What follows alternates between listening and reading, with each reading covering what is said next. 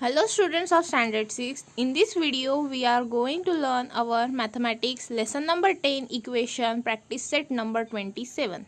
पहा इक्वेशन हा लेसन शिकण्याआधी आपण इक्वेशन म्हणजे काय हे पाहायचं आहे बघा.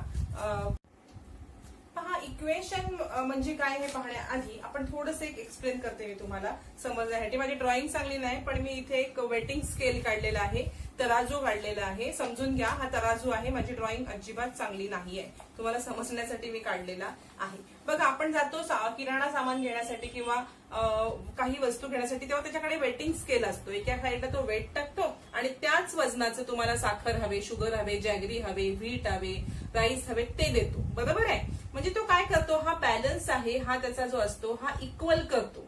इकडे सेम हे डिस्टन्स ठेवतो, नाही तर एक तराजू खाली येईल एक वरती जाईल. बरोबर आहे. सेम आपलं इक्वेशन पण असंच आहे. आता बघा तुम्ही काय केलं की 1 किलो तुम्हाला इथे वजन टाकलेलं आहे, 1 kg. 1 kg तुम्ही समजा पोटॅटो घेतलेत. बरोबर. म्हणजे ही लेफ्ट हँड साइड आणि ही आहे राईट हँड साइड. तर हे इक्वल कधी होतील, जेव्हा 1 किलो वजनाचे पोटॅटो किंवा बटाटे ह्याच्यामध्ये येतील ह्या पॉटमध्ये, तेव्हाच ह्या दोन्ही बाजू इक्वल होतील. बरोबर आहे. 1 किलो 2 किलो असेल इकडे वजन, तर इथे सुद्धा तुम्हाला पोटॅटो अजून ऍड करायला लागतील. असंच आपल्या इक्वेशनचं आहे. If there are equal weight on both side of pan of weighing scale, the scale is balance. जेव्हा दोन साइडला इक्वल वेट असतं तेव्हाच ही स्केल बॅलन्स होते. तसंच आपल्या इक्वेशनचं आहे. सर्च a balance scale like an equation. म्हणजे आपल्या इक्वेशन इथे जो काटा आहे त्याच्याऐवजी आपल्या इथे इज इक्वल टू साईन असतं. इज इक्वल टू साईनच्या दोन्हीही बाजूला सेम जेव्हा व्हॅल्यू असेल, मग इथे 15 आहे आणि इथे आहे 18 - 3. आता 18 - 3 म्हणजे सुद्धा किती, तर 15. म्हणजे हे इक्वेशन बॅलन्स आहे, दोन्ही साइडला सेम व्हॅल्यू आहे. Like waiting scale. Waiting scale सारखंच आपलं इक्वेशन आहे. चला पहा, जसं आपण बघितलं की इथे 1 kg एका पॉटमध्ये टाकलं आणि इकडे 1 kg पोटॅटो टाकले, तर इथे परत आपण 1 kg ऍड केलं आणि इकडे, तर हे बॅलन्स होईल का, नाही. तर इकडे सुद्धा 1 kg ऍड करायला लागेल तेव्हा बॅलन्स होईल. किंवा ह्याच्यातून एकूण टोटल आता 3 kg टाकलं मी इथे आणि इथे सुद्धा 3 kg पोटॅटो टाकले, तर ह्या 3 kg मधून 3 kg 1 kg चे 3 वजन आहेत, तर मी एक वजन इथलं काढलं तर इथले सुद्धा 1 kg पोटॅटो मला मायनस करायला लागतील, तेव्हा ते बॅलन्स होईल. तसंच इक्वेशनचं पण आहे. इक्वेशनच्या दोन्ही साइडला एक एक्झाम्पल बघा मी दाखवते. जसं आपण ह्याचं बघितलं तसंच आता समजा हे इक्वेशन आहे, x - 3 = 17. तर या इक्वेशनच्या दोन्ही साइडला एखादी व्हॅल्यू ऍड केली तर इक्वेशनची किंमत बदलत नाही.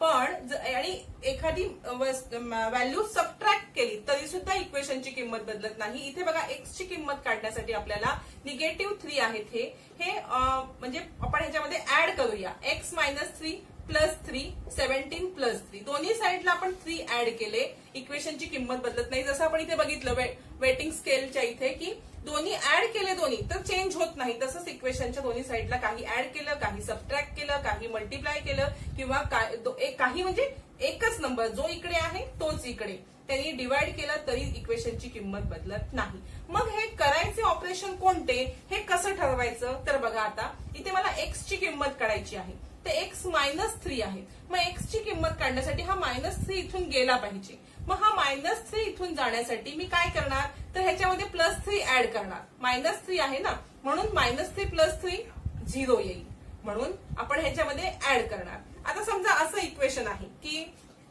a + 4 = 8 असं आहे.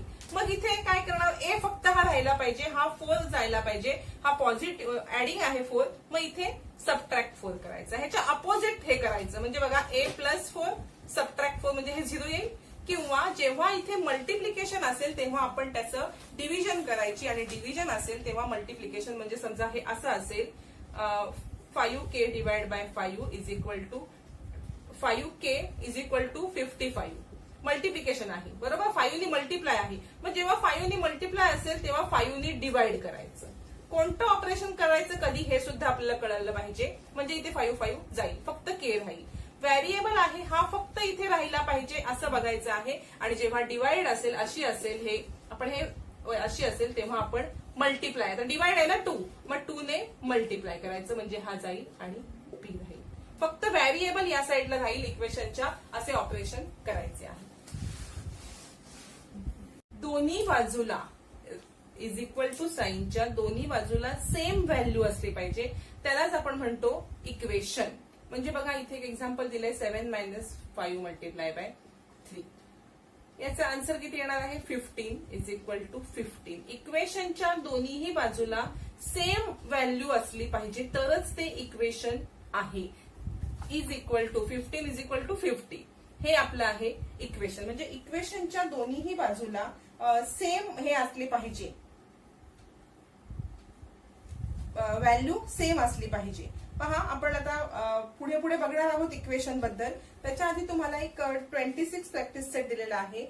Different mathematical operation are given in 2 rows below. Find out the number of each in each operation and make equation. काही आपल्याला ऑपरेशन दिलेले आहेत ते आपण पाहायचे आहेत आणि त्याची इक्वेशन म्हणजे दोन जे सेम आहेत त्याचं इक्वेशन बनवायचं आहे. पहा हे काही ऑपरेशन दिलेले आहेत. आधी आपण काय करायची, यांची व्हॅल्यू काढून घ्यायची. बघा 16 divide by 2 8, 5 multiply by 2 10, 9 plus 4 30, 72 multiply by 3 24, 4 plus 5 9, 8 multiply by 3 24, 19 minus 10 9 आणि 10 मायनस 2 8, 37 मायनस 27 10 आणि 6 प्लस 3 30. मी मगाशीच सांगितलं इक्वेशन म्हणजे दोन्ही बाजूला सेम व्हॅल्यू असली पाहिजे. मग आता ह्या आन्सर ज्यांचे सेम आहेत कोणते कोणते आहेत बघा. सगळ्यात पहिलं हा, मग हे झालं आपलं पहिलं equation 16 divide by 2 is equal to 10 minus 2. हे फर्स्ट इक्वेशन झालं. सेकंड बघा 10 कुठे आहे इथे, हा बघा 10 हा इथे आहे एक 10, म्हणून 5 multiply by 2 is equal to 10 multiply by 2.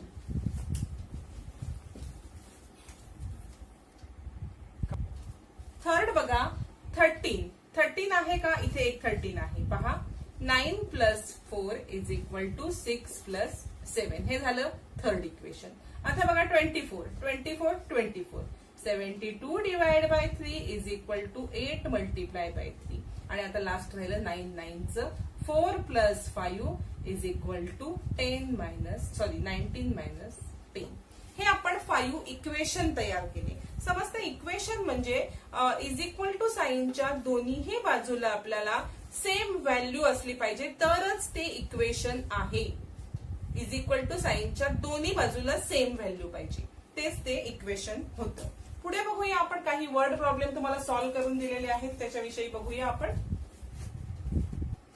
पहा इथे तुम्हाला एक बुक मध्ये एक्झाम्पल दिलेलं आहे. In a picture about the distance between the shop and school is seen to be 30 meter. म्हणजे आपल्याला इथे डिस्टन्स दिलेलं आहे हाऊस अँड स्कूल म्हणजे house to school answer distance आहे 300 मीटर बरोबर. म्हणजे समजा एखादी व्यक्ती त्याच्या घराकडून शाळेकडे निघाली तर तिला किती अंतर जायला लागणार 300 मीटर. आणि घराकडून शॉप पर्यंत अंतर किती आहे, तर हे अंतर आहे 190 मीटर. आणि तुम्हाला विचारलंय की what is the distance between school and shop. School आणि शॉप मध्ये डिस्टन्स किती आहे. आता हे आपण इक्वेशन तयार करायचं आहे. काय करायचं आपण की हे डिस्टन्स स्कूल आणि शॉप मधलं आपण एक्स घ्यायचं आहे. आपण स्कूल आणि शॉप मध्ये काहीच डिस्टन्स आपल्याला माहित नाही ना, म्हणून हे डिस्टन्स आपण एक्स मीटर म्हणूया बरोबर. एक्स मीटर आपल्याला माहित नाही. मग आपण काय करणार बघा, हा तो x meter plus 190 meter is equal to 300 meter. म्हणजे बघा x plus 190 is equal to 300 बरोबर. म्हणजे स्कूल ते shop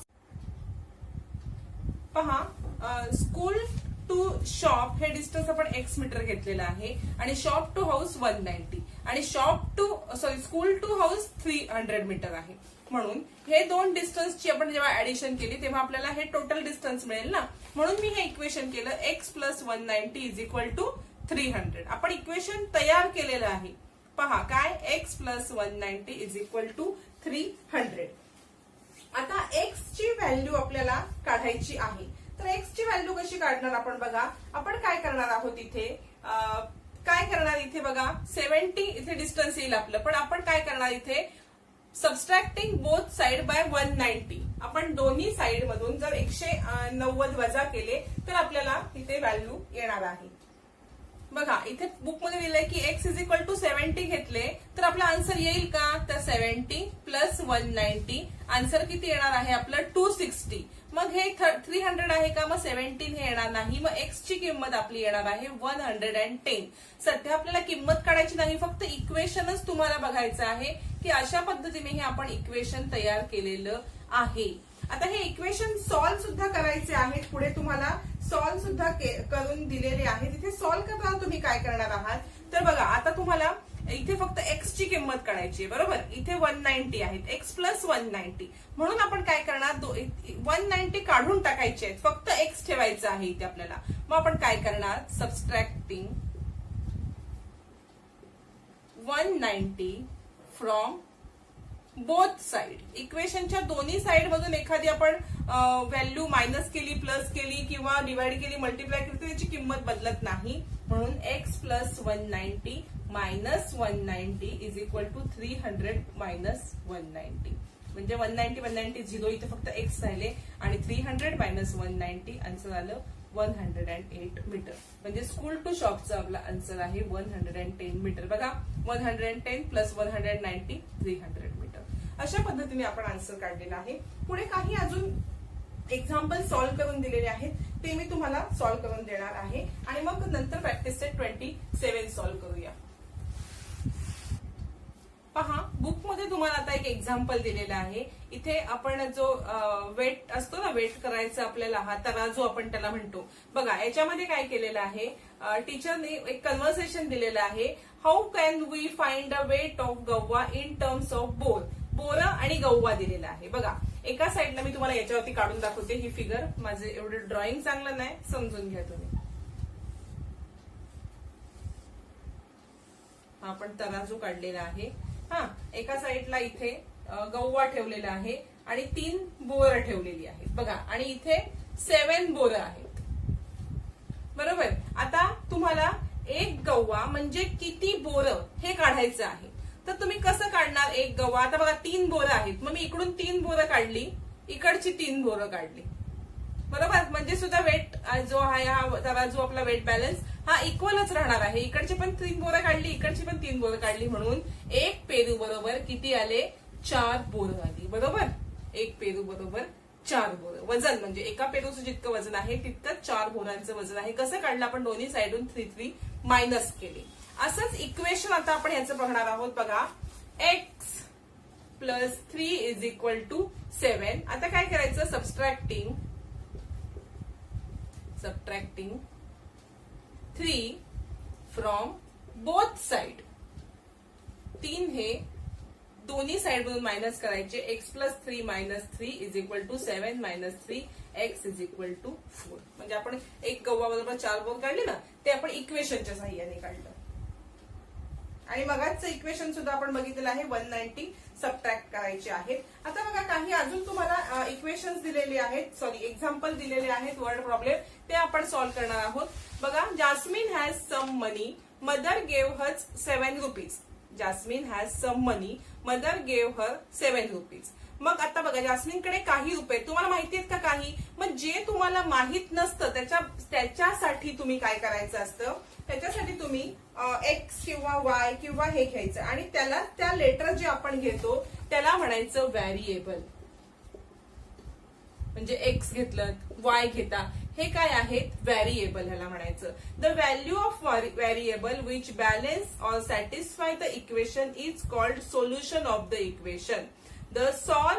To solve the equation, it is find the value of variable in the equation to find the solution of equation. म्हणजे equation solve करायचं म्हणजे काय, तर ह्या व्हॅरिएबलची किंमत काढायची. समजते का. एक्स वाय हे काय घ्यायचं, जी गोष्ट आपल्याला माहित नाही त्याच्यासाठी आपण एक्स आणि वाय हे व्हॅरिएबल घ्यायचे आहेत. आता इथे एक्झाम्पल तुम्हाला म्हटलं की जास्मिन हॅज सम मनी. जास्मिनकडे काही मनी आहेत, तुम्हाला माहिती आहे किती मनी आहेत ते नाही माहिती. म्हणून त्याच्यासाठी तुम्ही एक्स किंवा वाय घ्यायचं, असं म्हणायचं let us suppose Jasmine has X money किंवा वाय मनी.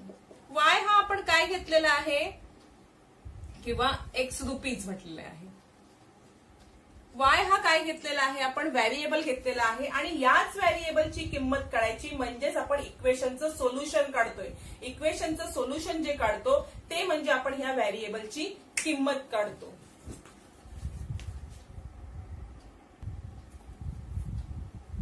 पहा आता बघा पुढे काय सांगितलंय, मदर गेव हर 7 रुपीज. आईने तिच्याकडे किती आहेत वाय, माहिती आहेत का आपल्याला नाही. तिच्याकडे किती रुपीज आहेत वाय. मदरने तिला किती दिले 7 रुपीज प्लस 7. हा जास्मिन नाऊ हॅज 10 रुपीज. तिच्याकडे एकूण किती रुपये झाले 10 rupees.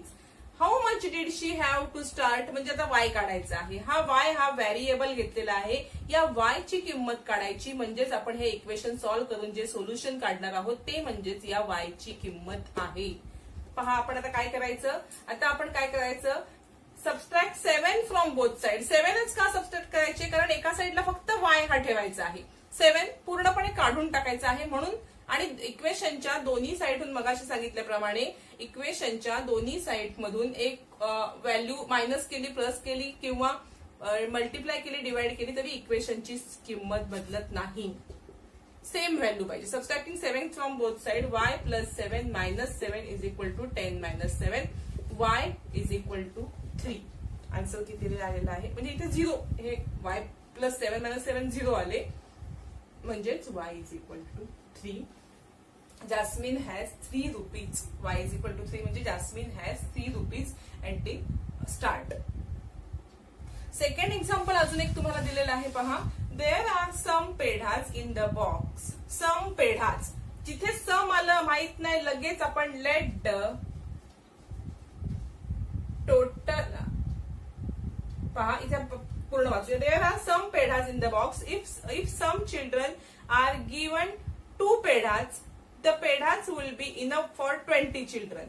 How many pedhas are there in the box? म्हणून आपण म्हणूया पेढे किती आहेत बॉक्स मध्ये तेच आपण बघितले. लेट द टोटल नंबर, आपल्याला माहित नाहीये ना, सम म्हटलंय. There are some pedhas in the box. Let the total number of pedha be. P घेऊया आपण, हा व्हेरिएबल पी घेतलं. आता बघा प्रत्येक मुलाला किती दिलेले. इफ सम चिल्ड्रन गिव्स 2 पेढाज, म्हणजे काही पेढे आहेत बॉक्समध्ये त्यातले प्रत्येक मुलाला 2-2 पेढे दिलेले आहेत. तर किती मुलांना ते पेढे पुरले 20 चिल्ड्रन्स. 20 चिल्ड्रन्सला पुरले. पी पेढे बघा पी डिवाइड बाय 2 म्हणजे जे काही पेढे आहेत त्याला 2 ने डिवाइड केलं तर ते किती जणांना पुरले 20 जणांना. म्हणून डिवाइड केलं.